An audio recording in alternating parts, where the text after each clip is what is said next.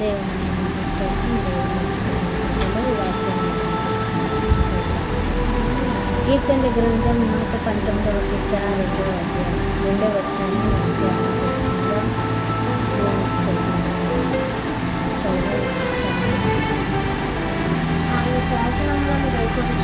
ఆయన శాసనములను గైకొనుచు పూర్ణ హృదయంతో ఆయనను ఎదుర్కొని వారు ధన్యులు. దేవుని నామానికి స్తోత్రం. హల్లెలూయా.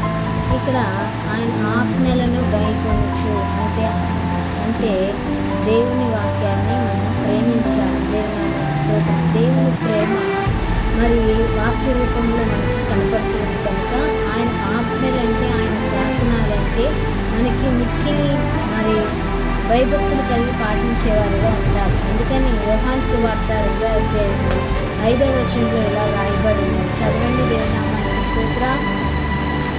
హల్లెలూయా. మొదటి యోహాను సువార్త 2వ అధ్యాయము 5వ వచనము. ఆయన వాక్యము ఎవడు గైకొని వానిలో దేవుని ప్రేమ నిజముగా పరిపూర్ణమాయను. దేవుని నామానికి స్తోత్రం. ఇక్కడ మొదటిగా దేవుడు చెప్తున్నాడు ఆయన వాక్యం గురించి. దేవుని వాక్యం గురించి ఎవరైతే గైకొని వాటిని గైకొని మరి దేవుని ప్రేమను నిజముగా పరిపూర్ణముగా ఆయన ఒప్పుకుంటారో మరి ఆయన వాక్యం వాళ్ళు నివసిస్తుంది అన్నమాట. దేవుని నామానికి స్తోత్రం. మరి దేవుని వాక్యం మనలో ఉండాలి అంటే మన ప్రవర్తన అంతటిలో కూడా ఆయన అధికారానికి ఒప్పుకోవాలి. దేవుని నామానికి స్తోత్రం కలుగునుగాక.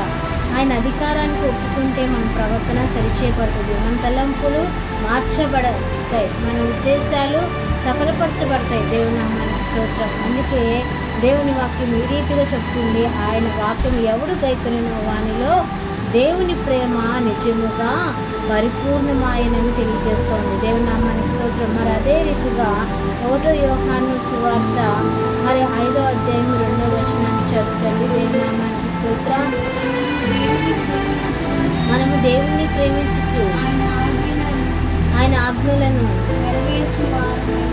నెరవేర్చువారమైతే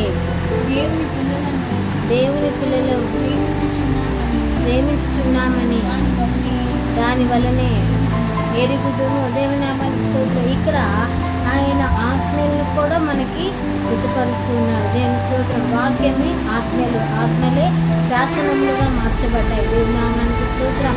మరి ఆయన ఆజ్ఞానుసారంగా మనం జీవిస్తే ఆయన చెప్పినటువంటి మాటలను బట్టి మనం జీవిస్తే మనం ఆయన కృపకు పాత్రలు అవుతామంట. దేవుని నామానికి స్తోత్రం. మరి అదే మరి యోహాను సువార్తలో మరి చూడమ్మా. దేవుని నామానికి స్తోత్రం. 4వ అధ్యాయము 6వ వచనం చదువు. దేవుని నామానికి స్తోత్రం.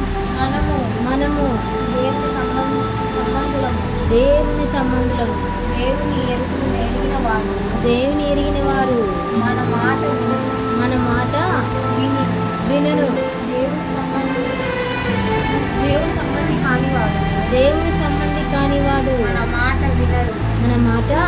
దేవుని నామానికి స్తోత్రం. ఇందువలన మనము సత్య స్వరూపి అయిన ఆత్మ ఏదో భ్రమపరచు ఆత్మ ఏదో తెలుసుకొనుచున్నాము. దేవుని నామానికి స్తోత్రం కలుగునుగాక. దేవుడు ఇంత పరిపూర్ణంగా మనతో మాట్లాడుతున్నాడు. ఈ రోజున మరి ఎంతమంది హృదయాల్లో వాక్యం నివసిస్తుంది. దేవుని నామానికి స్తోత్రం. వాక్యము మన హృదయాల్లో నివసిస్తే మనము ఆయన ఆజ్ఞలను పాటిస్తాం, ఆయన వాక్యాన్ని ధ్యానిస్తాం, ఆయనను మన హృదయంలోనికి తీసుకొస్తాం. దేవుని నామానికి స్తోత్రం. హల్లెలూయా.